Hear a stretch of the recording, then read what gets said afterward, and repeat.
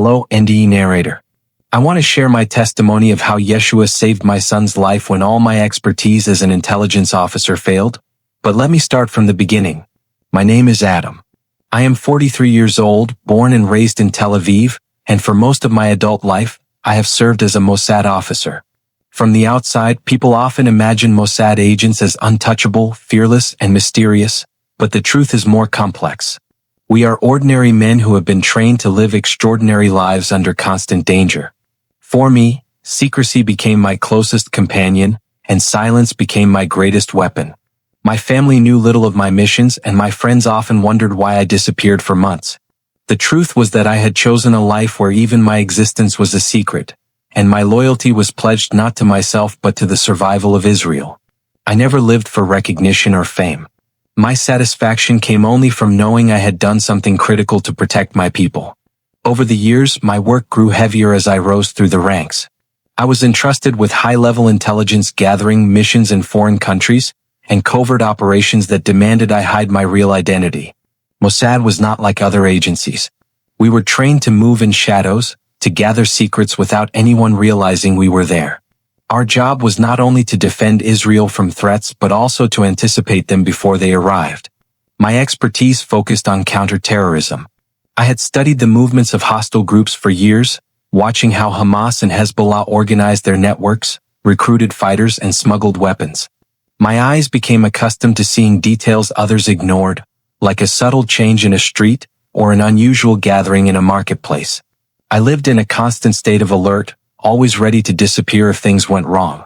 In my work, hesitation was a luxury I could never afford. My daily duties often involved crossing into hostile territories with false identities, carrying nothing that could link me back to Israel. Sometimes I posed as a traitor, other times as a journalist, and once even as a construction worker. Each cover story required me to change not only my name but also my entire life. I had to speak like the locals, eat their food, and mimic their culture until I was no longer acting but living as one of them. Yet, beneath every disguise, I carried the burden of responsibility. A single mistake could mean the end of my life and the collapse of the mission. I learned early that my survival depended not on luck but on preparation, training, and the ability to remain invisible. Fear was always there, but I could not let it control me. In the world of intelligence, emotions are suppressed because hesitation can get you killed. I buried my feelings so deep that sometimes I wondered if I still had any left. Then came October 7, 2023, a day that changed everything. That morning, I woke up to the sound of sirens in Tel Aviv and messages pouring into my encrypted phone. Hamas had launched an unprecedented attack on Israel, crossing the border from Gaza with fighters, rockets, and gunfire.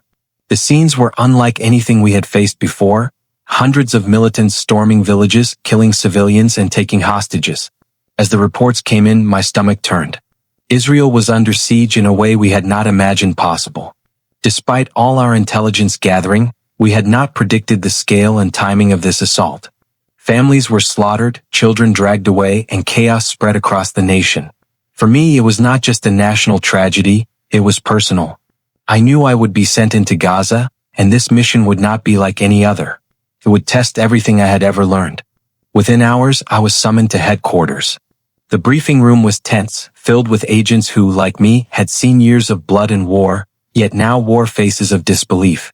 Our director explained that we were to infiltrate Gaza and gather real-time intelligence about Hamas operations, locate command centers, and identify tunnels. My role was to coordinate a small unit, slipping past their defenses to map out their strongholds. I felt the weight of the mission pressing on me because, unlike in past assignments, the situation was rapidly collapsing. Hamas was not hiding in the shadows. They were openly attacking with brutality. We had no time to plan extensively, no time to rehearse. We were walking into a storm with little more than our training and instincts to protect us. Still, I accepted without hesitation. This was what I had prepared for my entire career. Crossing into Gaza that night was like stepping into a nightmare. The streets were littered with debris, the air heavy with smoke from burned buildings, and the constant echo of gunfire haunted every corner. We moved silently, keeping to the shadows, our eyes scanning for militants and checkpoints. My cover identity was that of a medical volunteer, carrying basic supplies that explained why I was there. Every second inside enemy territory felt like an eternity, because one wrong glance could expose me. I kept reminding myself of the bigger picture. We needed to know Hamas's structure, how deep their tunnels ran, where they stored weapons, and where the hostages were being kept. Israel depended on information, and I was one of the few tasked to deliver it. I could not afford failure, because failure meant more blood, more innocent lives lost, and possibly the collapse of national security. As the hours passed, I gathered intelligence quietly, mapping routes, memorizing faces, and passing encrypted updates back to my superiors. Hamas fighters were everywhere, celebrating their attack and guarding locations with heavy weapons. I saw captured civilians moved under heavy guard, blindfolded and crying, dragged into tunnels that vanished beneath the ground. I wanted to act, to intervene, but I couldn't. My mission was not rescue. My mission was to remain invisible, to gather enough intelligence to allow others to strike at the right time. The hardest part of being a Mossad agent was watching tragedy unfold before your eyes and forcing yourself not to react. My heart burned, but my face remained cold. This was survival. This was duty. My personal feelings had to be buried, just as I had always done. Yet, on that day, something inside me began to crack, though I refused to admit it. Looking back, I realized that October 7th was more than just another mission for me. It was the day that began a chain of events I never could have imagined. That morning, I was simply a Mossad agent with years of service, loyal to my nation and trained to act without hesitation. By nightfall, I was a man staring into the abyss, wondering if my sacrifices had ever truly been enough. I had chosen this path willingly, and I had given up normal life for it. No ordinary family, no simple joys, no lasting friendships. All I had was the mission, and on that day, the mission consumed me fully. I did not know then how deeply it would affect me or how much it would change the course of my life. But in Gaza, under the shadow of war, I began to understand that even the strongest agent cannot escape destiny. After years of dangerous missions, high-ranking duties, and living under constant secrecy, I would return home to face a quiet war that tore at my soul. My wife, Miriam, and I were married when I was 26, full of dreams of raising a family together in Tel Aviv. But as the years stretched on, the silence of an empty house weighed heavier than any classified mission brief I ever received. At work, I was Adam the agent, confident, respected, and decisive. At home, I was Adam the husband, silently broken, praying for something that seemed impossible, a child. Every year that passed without one felt like another bullet fired into my heart, but I refused to show the world my weakness. Our struggle with infertility became the deepest sorrow of our marriage. In those early years, Miriam and I did not worry much. We told ourselves it would take time, that conception often delayed itself. But when the first 5 years passed and Miriam had not conceived, the confidence we had was replaced by unspoken fear. We sought medical help, and the doctors told us her body was fine, my body was fine, yet nothing happened. They called it unexplained infertility. The word unexplained cut into me like a knife. As a Mossad officer, I thrived on answers, on intelligence, on clarity. But here was a mystery no surveillance, no informant, no operation could uncover. I could face terrorists in war zones without trembling, but sitting in those clinics beside my wife, listening to specialists shrug their shoulders, I felt powerless. That sense of helplessness began to eat at me more than any enemy could. As the years turned into a decade, the pressure mounted not just from within us but from society, from family, from culture. In Israel, children are not just blessings. They are symbols of continuity, of survival, of covenant. Friends we had married alongside were raising 3, even 4 children, their homes echoing with laughter while ours remained quiet. I would see Miriam's eyes wander when we visited others, her smile masking the ache inside her. I buried myself in missions, thinking the adrenaline would distract me, but nothing could fill the silence I returned to. There were nights Miriam would cry quietly beside me, and I would pretend to be asleep because I did not know how to comfort her. That guilt haunted me more than any failed operation. I was supposed to protect, to provide, to build, but I could not give her the one thing she wanted most. In those dark years, our faith became both a refuge and a torment. We prayed constantly to Yahweh, the God of our fathers, the one who opened Sarah's womb in the scriptures and gave Hannah a child after years of barrenness. I would kneel late at night after coming home from missions, whispering prayers under my breath. Miriam would fast, plead, and make vows just as Hannah did in Shiloh. But the heavens seemed silent. I often wondered if Yahweh listened to soldiers like me, men whose hands had taken lives in defense of their nation. Was I too stained to receive a miracle? I wrestled with this question more than once. In the stillness of the night, I thought of Abraham and his trials, and I wondered if this was my own. Yet every time Miriam's monthly cycle returned, I felt we were being punished, though I could not understand for what. As despair deepened, desperation took us to places we never imagined we would go. Miriam suggested once that perhaps we should try prayers outside the synagogue, that maybe other forces could help. At first I resisted. I was a Mossad officer, grounded in intelligence and reason, yet also raised in Jewish tradition. The idea of bowing before suppressed gods felt like betrayal. But when 15 years stretch before you like a desert with no water, even the forbidden begins to look like hope. Quietly, away from the eyes of our community, we began to visit shrines whispered about in old villages. We called on names that history had cursed: El, Asherah, Baal, Chemosh, Moloch, Dagon. We offered prayers, we offered small tokens, we followed rituals explained by aging custodians of those altars. Each time I felt dirty afterward, but each time I convinced myself it was worth it if it brought us a child. I remember standing once before a crude statue of Baal in a hidden corner of a ruined building, the smell of incense thick in the air, Miriam kneeling beside me with tears in her eyes. I felt like a hypocrite, an agent who swore allegiance to truth now bowing to deception. Yet I stayed because my wife was desperate, and her desperation became mine. With Chemosh, we lit candles and whispered pleas for fertility. With Asherah, Miriam tied red strings around her wrists, symbols of motherhood. With Moloch, I watched with horror as others offered animals in sacrifice, and though we refused to go that far, the sight haunted me. Each shrine we visited left us emptier than before, but we convinced ourselves that maybe the next one would hold the answer. Our faith in Yahweh had not died, but it was suffocated under the weight of unanswered prayers and relentless longing. Through those years, our marriage nearly collapsed under the pressure. The silence in our home became arguments, sharp words that cut deeper than knives. Miriam would accuse me of not caring enough, of hiding behind my work. I would accuse her of dragging us into idolatry, of losing faith in the God of Israel. Some nights she would sleep in another room and I would sit alone in the dark, wondering if our marriage would survive. Yet, no matter how far we drifted, the shared pain always brought us back. Infertility was the storm, but we were both drowning in it together. And so we clung to each other, battered and bruised, refusing to let go.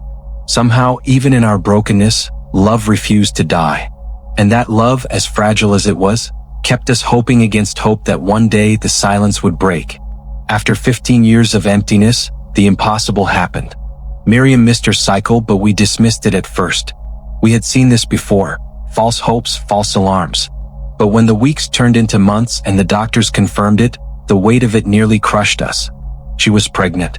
For the first time in 15 years, we could look at each other and smile without pain hidden behind it.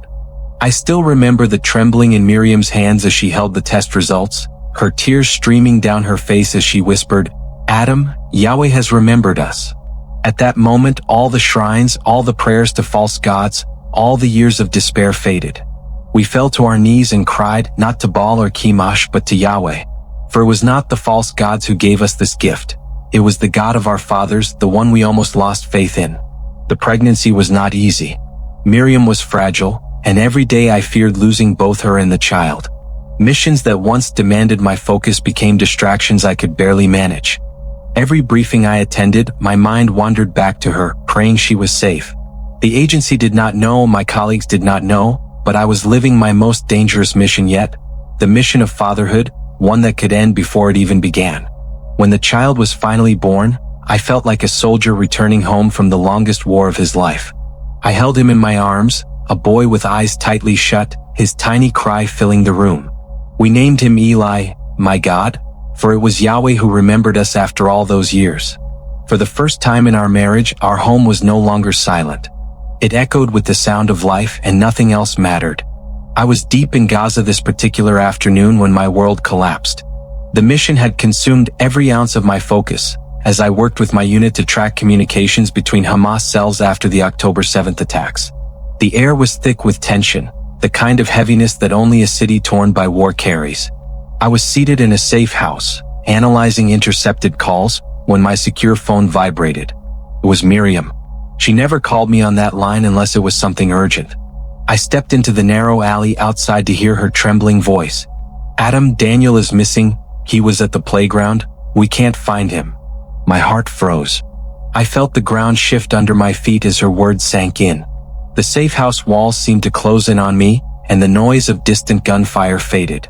My son, my miracle child, had vanished. I wanted to run, to abandon everything and return to Tel Aviv that very second, but my duty chained me in place. I forced myself to ask her questions. How long had he been gone? Who was nearby? What the police had said? She could barely answer between sobs. Daniel had been playing near the swings while she chatted with another mother, and in the blink of an eye, he was gone. No witnesses, no signs, just a silence that grew louder with every passing second. My Mossad instincts kicked in, but this time it was different. It was my boy. Call the police immediately, I told her firmly. Stay there, don't move. They'll bring in every resource. She begged me to come home, but the mission in Gaza was critical, and my commander had already warned us that Israel's security hinged on our next moves. I convinced myself it was temporary, that Daniel would be found quickly. That night, I sat in the dimly lit safe house pretending to review satellite images, but my mind was far away, trapped in Tel Aviv. I imagined Daniel's small hands, his bright eyes searching for us, and I nearly broke down. As a Mossad officer, I had spent years training to detach emotions from my work. I could infiltrate hostile territories, lie under interrogation, and mask fear under fire.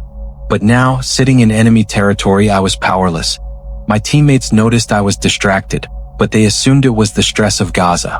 Only one colleague, Yossi, saw through me when I told him quietly, "My son is missing." He gripped my shoulder firmly but said nothing. He knew no words could reach me. I checked my phone every few minutes, expecting Miriam to call back with relief, saying Daniel had been found wandering or playing hide and seek. That call never came. Instead, silence wrapped itself around me like a rope pulling me under. The following morning, I received an update from Miriam.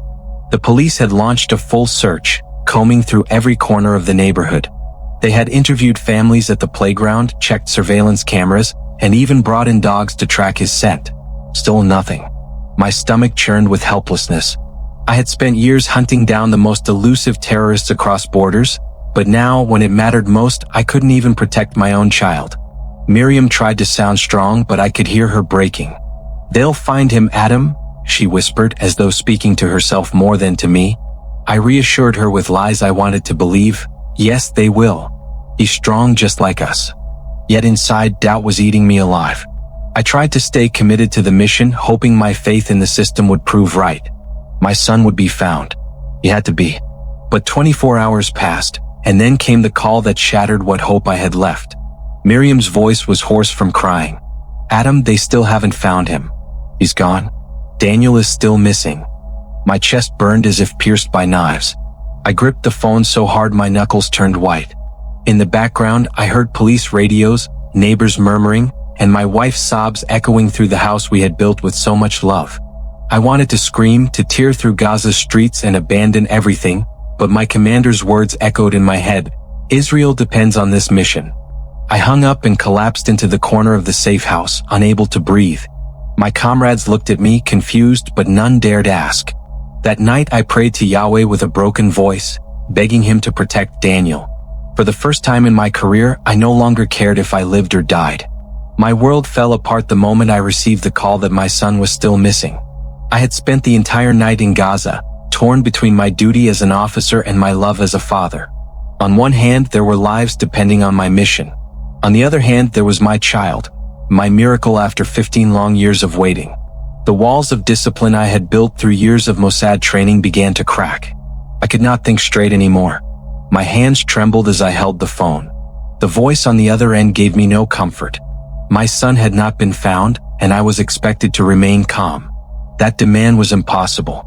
In that moment, I realized that all the intelligence skills in the world could not shield me from the raw pain of a father whose heart was breaking.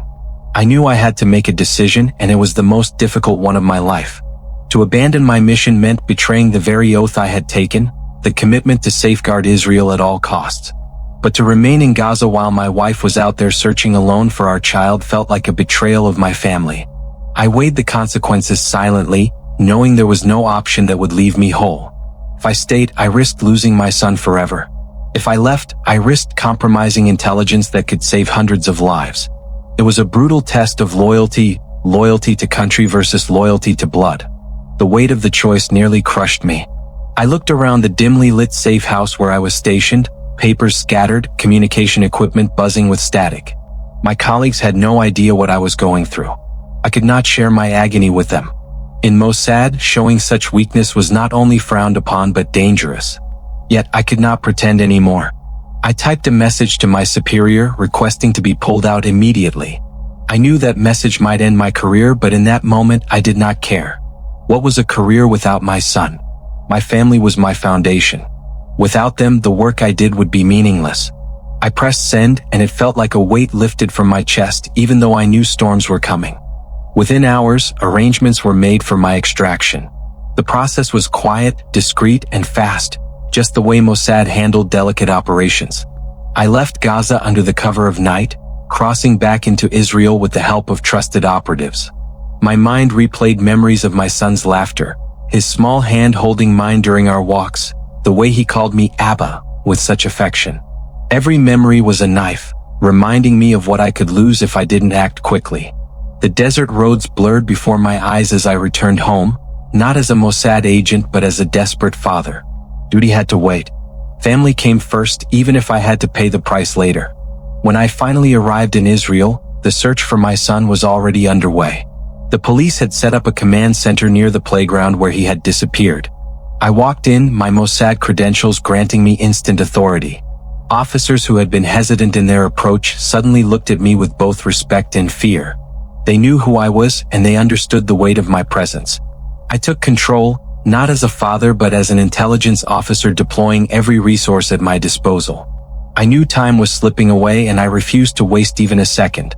This was not going to be another missing child case lost in bureaucracy. This was my son, and I would move heaven and earth to find him. Using my training, I analyzed the surveillance footage of the area, cross-checking faces with databases that most police officers did not even have access to. I demanded phone records, street camera feeds, and border activity logs. I did not care about procedures or red tape. I was operating with the urgency of a father and the precision of a Mossad officer. Every lead mattered, no matter how small. Every second lost could mean the difference between life and death. I felt my dual identities merging, Adam the father and Adam the intelligence operative, driving me with a singular purpose: bring my son back. Despite the urgency, the investigation was cloaked in silence. The government feared that news of my son's disappearance could trigger a wave of panic. The October 7th attack was still fresh in the nation's memory, and Hamas had made threats of abducting Israeli children. If the public discovered that the child of a Mossad officer had gone missing, it could embolden the enemy and weaken morale. The higher authorities demanded censorship. No news channels were allowed to report on the case. My son's name was deliberately kept out of public records. Only those directly involved in the search knew the truth. As much as it pained me, I understood. The safety of Israel depended on secrecy, even when it cut into my soul. But silence made the search harder. I could not appeal to the public for witnesses or assistance. Every piece of information had to be obtained quietly, through back channels and trusted contacts. I reached out to fellow operatives who owed me favors, asking them to run discreet checks in neighborhoods and communities where the police could not openly operate. I called in debts from informants who usually provided intelligence on militant groups, directing them instead to look for a small child. It felt surreal, using tools meant for counterterrorism to search for my missing son. Yet, in my desperation, I did not care. Every resource, every skill, every contact was now redirected toward one goal: finding him. At night, when the city grew quiet and the search slowed down, I sat in my car staring at the empty swing in the playground where he was last seen. The image of that lonely swing haunted me, moving gently in the evening breeze. It was a cruel reminder of absence, of laughter stolen, of innocence ripped away. I clenched my fists, fighting back tears, telling myself I had to stay strong. Mossad had taught me discipline, but fatherhood had taught me love. And right now, love was stronger than discipline. I whispered prayers into the silence, pleading with Yahweh to protect my son wherever he was. As days stretched on, my exhaustion grew, but so did my determination. Every hour that passed without answers tore at me, yet I refused to give up. I could not give up. My wife was broken, barely able to speak when I returned home, but she leaned on me for strength. I promised her I would bring him back. I made that vow not only as a husband but as a man whose very existence now revolved around that promise. The search consumed me. I was no longer Adam the Mossad officer. I was Adam the father, chasing shadows, determined to turn them into light. As I think back on those days, my heart still trembles with the mixture of pain, rage, and desperation that ruled my every thought. 72 hours had passed since my son disappeared, and despite all my power, my intelligence network, and the reach of Mossad, I stood helpless. It was an unthinkable position for me, a man who had faced terrorists, infiltrated foreign lands, and dismantled cells before they struck. Yet in the face of this personal tragedy, I was powerless. Every contact, every lead, every whisper ended in silence. My wife's eyes were hollow, and the weight of her grief was crushing me. That was the breaking point. I realized I had no other option but to step into a path I had always dismissed, one that intelligence officers like me often mocked, seeking spiritual help. I had grown up in Jerusalem, surrounded by the traditions of Judaism. I was taught to honor Yahweh, the God of our fathers, the God of Abraham, Isaac, and Jacob. Yet, in my life as an operative, I had grown distant from faith. The dangers I faced every day hardened me, and I often joked to my colleagues that intelligence was our God and power our temple. But now, when my son's life hung in the balance and all systems had failed me, the mocking laughter faded. I remembered the stories of my childhood, how priests and rabbis interceded with God on behalf of families. Somewhere deep inside, a whisper told me that maybe the answers would come from the very God I had ignored. I confided in no one, not even my wife, as I walked the streets of Tel Aviv that night, searching for a renowned priest of Judaism who had been spoken of in hushed tones among the devout. The man I sought had a reputation across Israel. People said his prayers had changed lives, that he had an unusual closeness to Yahweh. His synagogue in Jerusalem was not the largest, but it drew those desperate for miracles. I had resisted seeking him in the past, fearing the weakness of appearing religious when I was supposed to be the embodiment of strength. But now all my walls were crumbling. I arrived quietly, entering under the cover of night so no Mossad colleague would ever hear of this. Inside, I expected to find the rich fragrance of incense, the low hum of Hebrew chants, and the strict image of an Orthodox priest dedicated to the Torah. Instead, I found something completely different. The man who welcomed me did not look like the religious figures I grew up seeing. His robe was simple, his expression calm, and his eyes carried a softness that unnerved me. I introduced myself with hesitation, expecting judgment, but he greeted me warmly as though he had known me all his life. "You are troubled," he said before I could even explain. His words cut straight through me. I explained about my son, about the abduction, the silence, the desperation that no intelligence agency could solve. I confessed that I was here because every other path had failed. He listened intently, nodding slowly, but when he finally spoke, his words struck me like a sword through the chest. "Adam, before I tell you what must be done, you should know, I am no longer the man people believe me to be. I am not simply a priest of Judaism. I have become a follower of Yeshua, Jesus the Messiah." At first, I thought I had misheard him. I blinked hard, unable to process his statement. My chest tightened and a storm of emotions rose within me. For an Israeli, a Mossad officer no less, hearing a Jewish priest claim to follow Jesus was nothing short of betrayal. My mind immediately raced with accusations. How could he turn from the God of our fathers? How could he adopt the faith of those who had opposed us for centuries? I felt anger rising in me, but my desperation for my son's life held me back from storming out immediately. Instead, I asked through clenched teeth, "What does that have to do with me finding my son?" His answer was calm, steady, and terrifyingly simple. "Everything." He leaned forward, his gaze firm, and spoke words I will never forget. "Adam, your son will be found in less than 24 hours, but not through Mossad, not through military force, and not through hidden shrines of false gods. Your son will be found if you surrender your life to Jesus, the Messiah, and accept him as Lord." My ears rang as if I had been hit with a blast. I stared at him, unable to speak for a long moment. My entire upbringing, my career, my national identity, it all screamed against what he had just said. To accept Jesus? That was beyond forbidden. That was unthinkable. My blood boiled as I processed his words, and finally I snapped back at him. "You insult me," I said with fire in my voice. "Do you know who I am? I am a Mossad officer, a servant of Israel, a protector of our people. And you dare tell me to turn to the very name that my fathers rejected? You dare suggest that my son's life depends on betraying the faith of my ancestors." My voice was loud now, echoing in the quiet room. I could feel my fists clench, every muscle in my body ready to strike. But the priest did not flinch. Instead, he met my fury with calmness that unnerved me even more. "I know who you are," he said softly, "and I know the weight you carry. But this is not about politics or history. This is about truth. The God you serve sent his son, and only in him is salvation, healing, and deliverance. Without him, your search will remain empty." His words stung deeper than I wanted to admit. I paced the room, breathing hard, battling between rage and despair. I thought of my wife, weeping in our home, clutching the toys of our missing boy. I thought of my years of service, the blood I had shed, the men I had buried in the name of duty. Could it be true that everything I had relied upon was powerless compared to this forbidden path he was offering me? The priest continued, his voice steady. "Adam, you have prayed to Yahweh, you have sought the shrines of the old gods, but none of them can save. Only Jesus saves, and only he can bring your son back to you." The audacity of his claim sent a fresh wave of anger through me. I finally snapped, pointing a trembling finger at him. "Enough. Don't speak his name again in front of me. You think I will abandon the God of Abraham, Isaac, and Jacob? You think I will disgrace my fathers and betray my people? Never. I would rather die searching than sell my soul to your Messiah."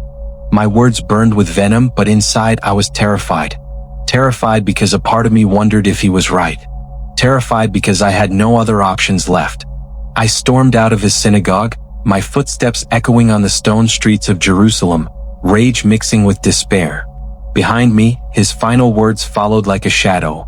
"Adam, the answer you seek is closer than you think. But the choice is yours." As I walked through the night, the city lights blurring before my eyes, I realized I was more lost than ever. I had gone seeking a miracle, and instead, I had been offered a condition I could not accept. My pride, my identity, my very blood rebelled against the thought. And yet, the words of the priest haunted me, settling deep inside my mind. "Give your life to Jesus, and your son will be found in less than 24 hours. I clenched my fists, muttering to myself that I would never bow to that name. But in the silent corners of my heart, a question began to grow. What if he was right? It had been 4 days since my son disappeared, 4 days that felt like a slow death inside me. Each morning, I woke up with a sharp ache in my chest, the type of pain no bullet or explosion had ever given me. I was a Mossad officer, trained to stay calm in chaos, but I had never felt such helplessness. Israel's security system was powerful. The police and intelligence units worked tirelessly, yet no breakthrough came. My wife had cried herself into silence, her face pale from sleepless nights. For the first time in my career and life, I questioned everything I believed about power, loyalty, and control. The 4th day arrived with a suffocating weight. I had spent the entire night pacing the living room, replaying the priest's strange words in my mind. "Give your life to Jesus, and your son will be found in less than 24 hours. At first, I dismissed him as a traitor, a Jew who had abandoned the faith of our fathers. I told myself he was either crazy or manipulative, but the seed of his words refused to die in my mind. The police had no leads. My intelligence resources brought nothing. Even the secret networks I had cultivated across borders failed me. My military instincts screamed to keep pushing, but the father in me was collapsing. I stared at the ceiling that morning and whispered to myself, "What if I am wrong?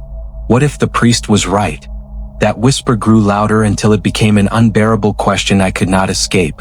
I dressed simply that morning, avoiding my Mossad uniform and instead wearing plain clothes. I didn't want to be recognized or draw attention to myself. I drove through the crowded streets of Jerusalem, every corner of the city reminding me of the rich history of my people and the countless sacrifices made in the name of faith. Yet here I was, torn between the faith of my ancestors and the strange message of a man who claimed Jesus was the Messiah. My hands shook slightly as I gripped the steering wheel. I had faced Hamas commanders, negotiated with informants in dark alleys, and led covert operations in enemy territories, but this drive to the priest's house felt more dangerous than all of them. I feared not bullets or bombs, but the possibility of surrendering my pride, my tradition, my very identity.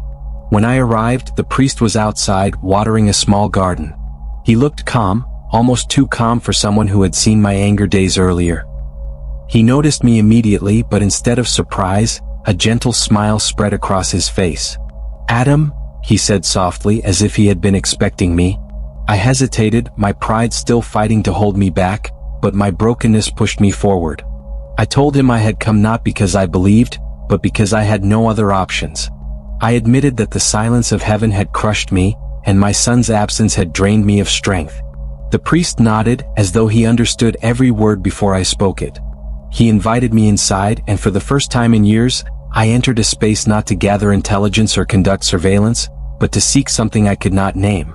Inside his study, shelves were lined with old scrolls, Torah texts, and surprisingly, a New Testament.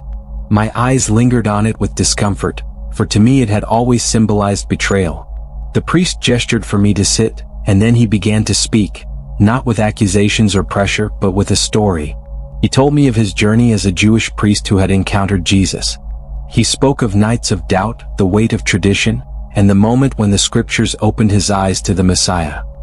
He read from Isaiah 53, words I had heard before but never truly listened to. He was pierced for our transgressions, he was crushed for our iniquities. The punishment that brought us peace was upon him, and by his wounds we are healed. My chest tightened as he read, for those words felt alive, cutting deeper than any weapon I had known. I interrupted him, demanding how he could betray Judaism and embrace what our people had rejected for centuries. He looked me straight in the eye, calm and unshaken, and said, "Adam, this is not betrayal. This is fulfillment. The Messiah came not to erase our covenant, but to complete it. Everything in our scriptures points to him." His conviction shook me more than his words. For years, I had seen men lie, manipulate, and deceive, but the sincerity in his voice carried no trace of deception. He spoke as a man transformed, not as one seeking to win an argument. He reminded me of the promise God gave to Abraham, the sacrifices in the temple, the blood on the altar, all shadows pointing to a greater reality. I sat in silence, my heart battling between the weight of tradition and the cry of a father longing for his child. Hours passed as he continued to explain. He spoke of how Jesus came to bring life, how he revealed the Father's heart, and how he cared for the lost, including children. He read Matthew 18 verse 14, "It is not the will of your Father in heaven that one of these little ones should perish." Those words pierced me like a knife. For the first time, I felt hope flicker within my grief. Could it be true that this Jesus cared about my son even more than I did? Yet doubt still whispered, accusing me of desperation, of abandoning centuries of heritage for a foreign faith. I clenched my fists and whispered, "What if I choose wrongly? What if this is weakness?" The priest leaned forward and said gently, "Adam, faith is not weakness. It is surrender to the one greater than your strength." The breaking point came when I could no longer bear the weight of my son's absence. My wife's cries echoed in my ears, my own failures haunted me, and the silence of Yahweh crushed me. I fell to my knees right there in the priest's study, tears streaming down my face, my body trembling as though years of pride were finally collapsing. I cried out, not in Hebrew prayers, not in the rituals I had memorized, but in the raw voice of a broken man, "Jesus, if you are real, if you are the Messiah, take my life and give me back my son." The room grew silent. For a moment, I felt stripped of everything I had carried, my strength, my status, my identity. In its place, an unexpected peace washed over me, like water on scorched ground. It was not emotional manipulation, nor the weight of ritual, but something I had never known, grace. The priest placed his hand on my shoulder and prayed. He did not use complicated words or rituals. He simply thanked Jesus for hearing my cry and asked him to reveal his power in my life. I listened with my head bowed, my tears soaking the floor, and for the first time in days my chest felt light. The priest looked at me and said, "Adam, your surrender is complete. Now trust him. Within 24 hours, your son will be found." His words mirrored what he had said earlier, but this time they did not provoke anger or doubt. Instead, they planted hope in my weary soul. I left his house that day not as a Mossad officer, not as a Jew bound by heritage, but as a father clinging to the promise of a Messiah I had just encountered. Driving home, I reflected on the encounter. The streets of Jerusalem looked different, as if a veil had been lifted from my eyes. The weight in my chest was not gone, but it was replaced by a strange confidence I could not explain. I had surrendered everything, to a name I once despised, to a faith I once mocked, to a Messiah I now desperately needed. I didn't know what the next hours would bring, but I knew one thing. I had stepped into a path I could never turn away from. My journey had shifted, not by choice of strategy, but by the breaking of my heart. And in that breaking, I had found the one thing Mossad training could never teach me: hope in Jesus Christ. The priest had barely finished praying with me when my heart became strangely calm. It was as though the heavy chains of fear and despair that had bound me for 4 long days suddenly fell off. I walked back home not knowing what to expect, but something inside me whispered, "Wait and see."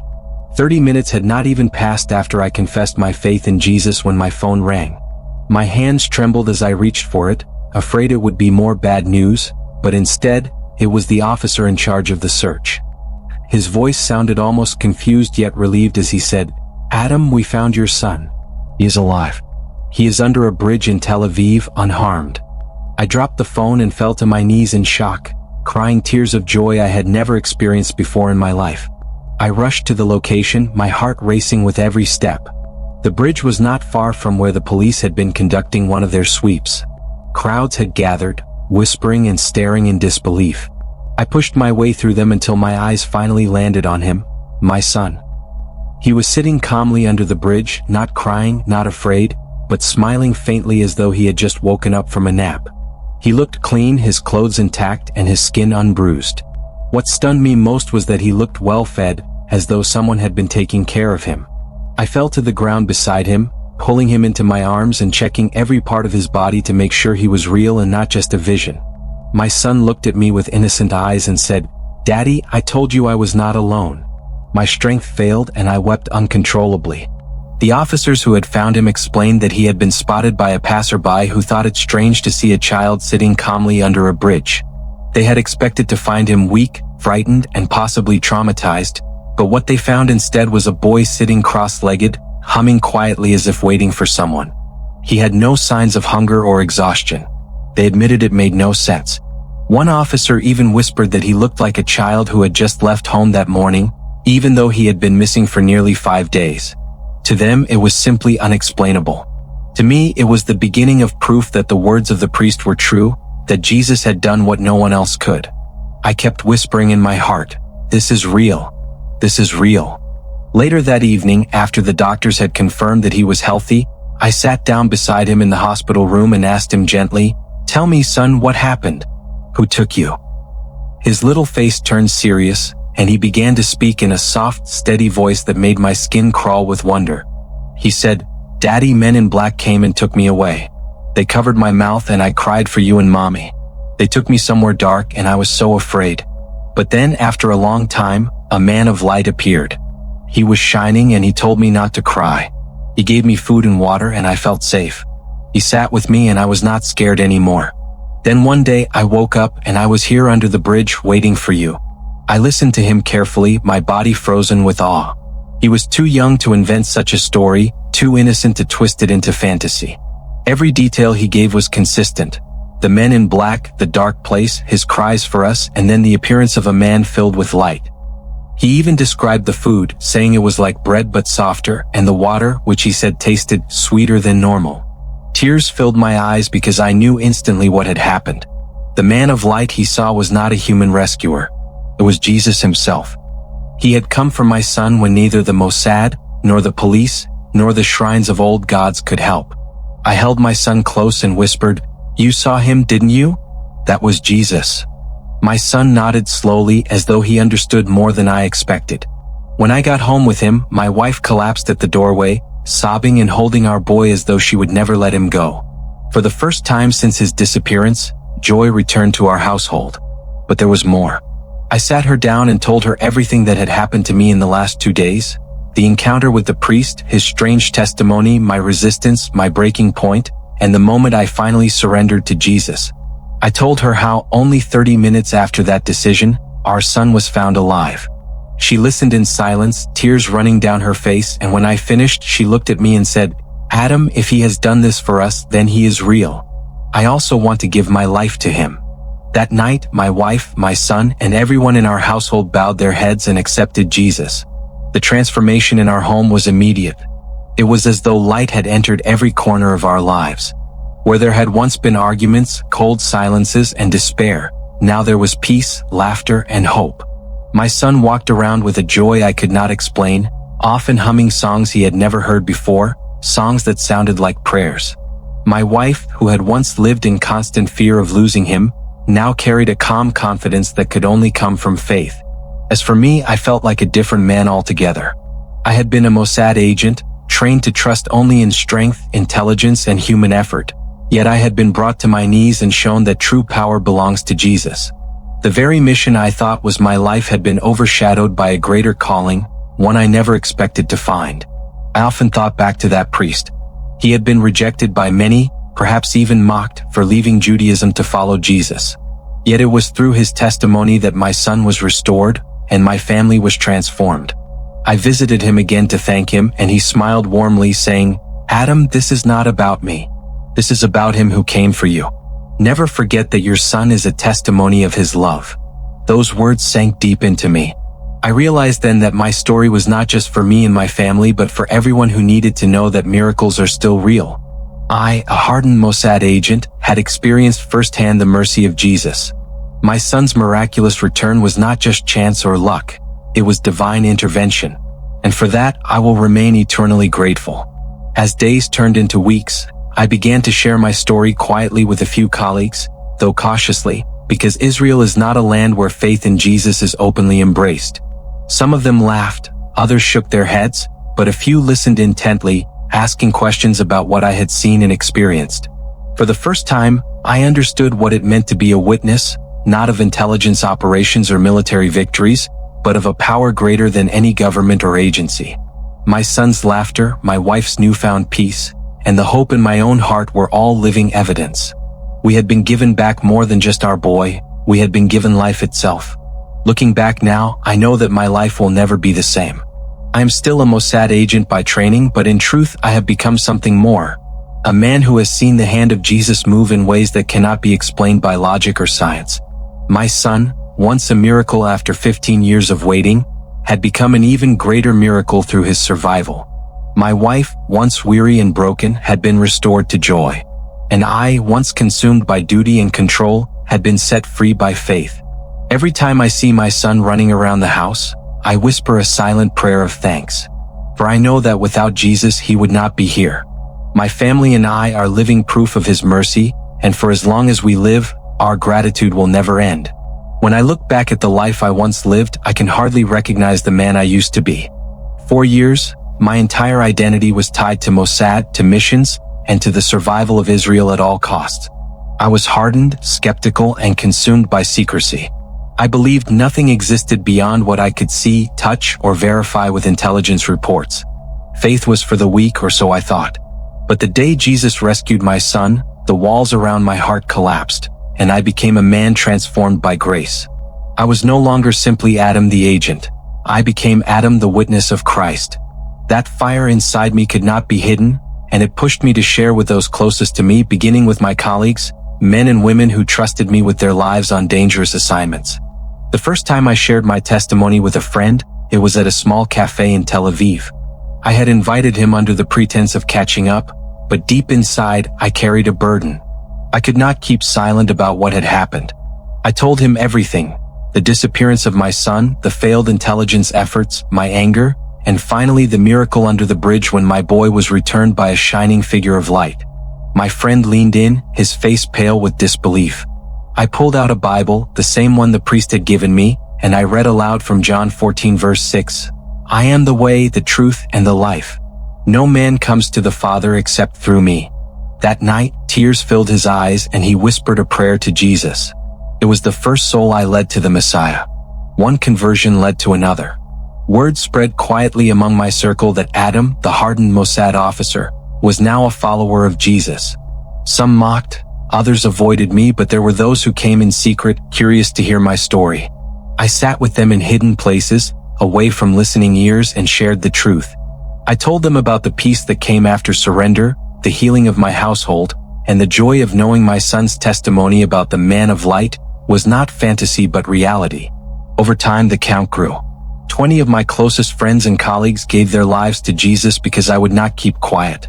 20 souls turned from doubt to faith, from tradition to truth. What gave me courage was not my own strength, but the Word of God. I remembered Romans 1 verse 16, "For I am not ashamed of the gospel, for it is the power of God that brings salvation to everyone who believes, first to the Jew, then to the Gentile." Those words burned inside me. I knew my people had waited for the Messiah for generations, and here he was, revealed to us through Yeshua, Jesus Christ. The very one the prophets spoke of, the suffering servant of Isaiah 53, the promised king from the line of David, had come. I realized that keeping silent would make me a traitor to truth far more than any betrayal and intelligence work ever could. I often stood in the synagogues, not in official gatherings, but in small study circles where discussions of the Torah were free and open. There I spoke boldly, quoting from Jeremiah 31 verses 31 to 33, where God promised a new covenant. "I will put my law in their minds and write it on their hearts. I will be their God, and they will be my people." I explained that this covenant had been fulfilled in Jesus, whose Spirit now lived within us, guiding us beyond written laws into a living relationship with God. Some listened with awe, some grew angry, but all were forced to consider the possibility that the Messiah they awaited had already come. My greatest joy was watching hardened men, trained killers, and agents who had lived in shadows break down and cry when they realized Jesus loved them. I remembered one colleague who had been part of dangerous missions with me. He confessed that he could not sleep at night, haunted by the lives he had taken. When I told him of Jesus' words in Matthew 11 verse 28, "Come to me, all you who are weary and burdened, and I will give you rest," he broke. That night, he surrendered, and for the first time in years, he slept peacefully. Moments like that confirmed to me that I was now part of a greater mission, not one for national security, but for eternal salvation. My wife also became my partner in this mission. She, who had once been broken by the disappearance of our son, now stood strong beside me, sharing her testimony with other women. Together, we ministered to families, explaining that the miracle in our home was not meant to stay within our walls. It was a sign for all. Acts 16 verse 31 reminded us, "Believe in the Lord Jesus, and you will be saved, you and your household." Our entire family was now a living example of this truth, and through us, others began to see the light of Christ. The journey was not without resistance. Some accused me of betrayal, of abandoning my roots, of insulting the faith of my ancestors. But I reminded them that Abraham himself believed God, and it was counted to him as righteousness. Faith was the root of our story as Jews, and Jesus was the fulfillment of that faith. I often quoted Isaiah 7 verse 14, "The virgin will conceive and give birth to a son, and will call him Emmanuel." I told them that this prophecy was not poetry, but reality fulfilled in the birth of Jesus, God with us. Each time I spoke, I felt the Spirit of God strengthening me, giving me boldness beyond my natural ability. I began to hold small gatherings in my home, much like the early believers described in the book of Acts. We prayed together, read scripture, and shared testimonies of what Jesus was doing in our lives. The fire spread quietly, almost like an underground movement. I marveled at how the God who once rescued Israel from Egypt was now rescuing us again, but this time from sin and death. I often reminded my group of Ezekiel 36 verse 26, "I will give you a new heart and put a new spirit in you. I will remove from you your heart of stone and give you a heart of flesh." That verse described me perfectly. My stony heart as a Mossad agent had been replaced with a heart of flesh, tender and alive in Christ. To the wider Jewish community, I continued to declare that Jesus was not a foreign God or a stranger to our faith. He was the fulfillment of the promises given to our fathers. I spoke of Psalm 118 verse 22, "The stone the builders rejected has become the cornerstone." For too long, we had rejected him, but now he was the foundation upon which everything else stood. My mission, I realized, was not just personal. It was national, even global. If my people could see what I had seen, if they could taste the love I had tasted, Israel would never be the same again. Even now, as I reflect, I cannot stop giving thanks. Jesus did not only give me back my son, he gave me back my soul. He turned my mourning into dancing and clothed me with joy. My gratitude is eternal. I boast not in my strength, not in my intelligence, but in the cross of Christ, for it is the greatest treasure I have ever found. My story began with loss, but it ends with gain. From a Mossad agent lost in shadows to a child of God walking in the light, I can say with confidence that Jesus is real, alive, and worthy of worship. To every Jew who hears me, I repeat the words of Joshua 24 verse 15, "Choose for yourselves this day whom you will serve. But as for me and my household, we will serve the Lord." And so I continue. My life is now a testimony, my voice a trumpet, and my mission eternal. If Jesus could reach a man like me, hardened by years of secrecy and violence, then he can reach anyone. I have seen at least 20 friends embrace him, but I know this is just the beginning. My heart burns to see Israel, my beloved nation, bow before the Messiah we once rejected.